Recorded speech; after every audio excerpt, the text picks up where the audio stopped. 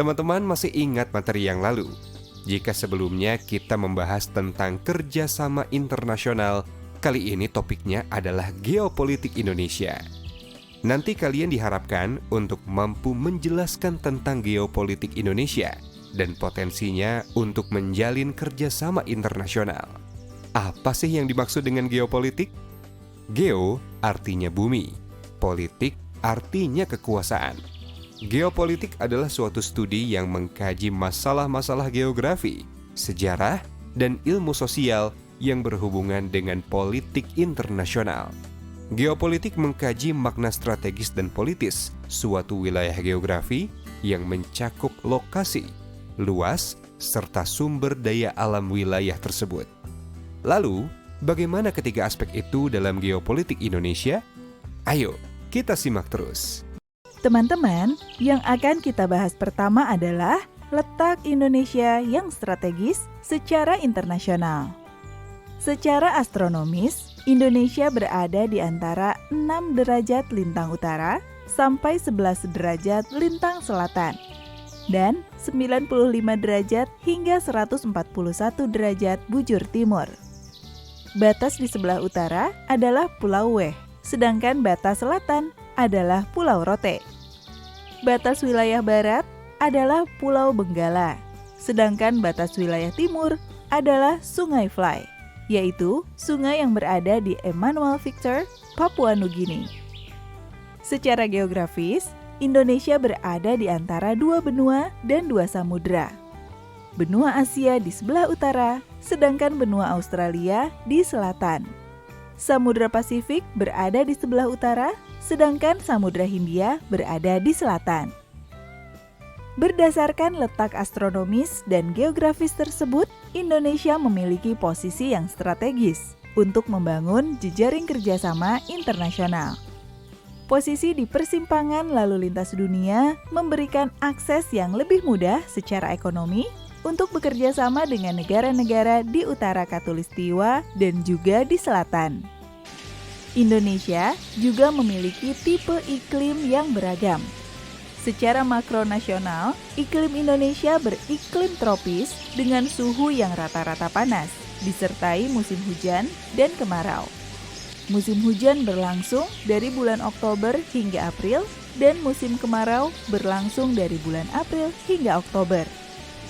Di beberapa wilayah Indonesia, musim hujan datang lebih awal, dan di beberapa wilayah lain datang lebih akhir. Adapun secara mikro kewilayahan, Indonesia memiliki iklim yang beragam. Ada iklim hutan hujan tropis, tropik basah, dan iklim kering atau sangat kering. Keragaman itu menjadikan wilayah Indonesia sebagai wahana bagi tumbuhnya beraneka ragam hayati.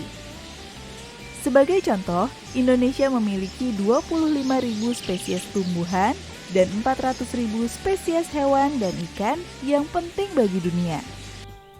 Nah, menurut kalian, adakah negara lain yang dari lokasinya sama strategis dengan Indonesia? Belum lagi tentang luasnya wilayah Indonesia. Yuk kita lanjutkan. Berikutnya kita akan bahas tentang wilayah Indonesia yang luas. Secara internasional, luas daratan Indonesia berada pada urutan ke-15 setelah Rusia, Kanada, Tiongkok, Amerika Serikat, Brazil, Australia, India, Argentina, Kazakhstan, Aljazair, dan 4 negara lainnya. Daratan Indonesia pun bervariasi, tidak hanya berupa dataran rendah, tetapi juga dataran tinggi, pegunungan dan perbukitan, bahkan gunung api yang masih aktif. Berbagai jenis tanah juga dijumpai di daratan Indonesia, seperti tanah aluvial, regosol, latosol, andosol, podsolik, dan jenis tanah lainnya. Jenis-jenis tanah tersebut memiliki kesuburan dan kesesuaian lahan yang berbeda-beda. Ada jenis tanah yang subur, tetapi ada pula yang tidak subur. Hal ini memberikan potensi bagi tumbuhnya berbagai jenis tanaman sebagai sumber daya alam yang dapat diperbarui untuk memenuhi kebutuhan hidup penduduk. Perairan laut Indonesia juga beragam. Ada laut dangkal atau transgresi seperti dangkalan Sunda di wilayah barat dan dangkalan Sahul di wilayah timur. Ada pula laut dalam atau ingresi di antara kedua laut dangkal tersebut, seperti Laut Sulawesi, Laut Banda, dan sekitarnya. Oleh karena itu, tidak berlebihan kalau Indonesia disebut juga negara maritim, karena luas perairan lautnya hampir mencapai 3/4 daratan atau seluas 5,9 juta kilometer persegi. Menurut Arianto tahun 2020, garis pantai Indonesia mencapai 95.161 km, terpanjang kedua di dunia setelah Kanada. Luas perairan laut dengan garis pantai yang demikian panjang menjadikan Indonesia memiliki sumber daya laut yang tinggi, seperti ikan, udang, mutiara, rumput laut, dan sejenisnya. Ada juga hutan mangrove yang mencapai 4,25 juta hektar atau 19% dari luas hutan mangrove dunia. Terumbu karang yang mencapai 18% dari luas terumbu karang dunia. Bibit udang, ekosistem padang lamun, dan sebagainya. Area seluas Indonesia ini memberikan kesempatan besar pada negara-negara lain untuk bekerja sama secara bilateral dan multilateral dengan Indonesia. Apalagi kita punya 416 wilayah kabupaten dan 98 wilayah kota yang juga potensial untuk menjalin kerjasama internasional. Nah, sumber daya alam apa saja yang potensial dikembangkan dalam kerjasama internasional?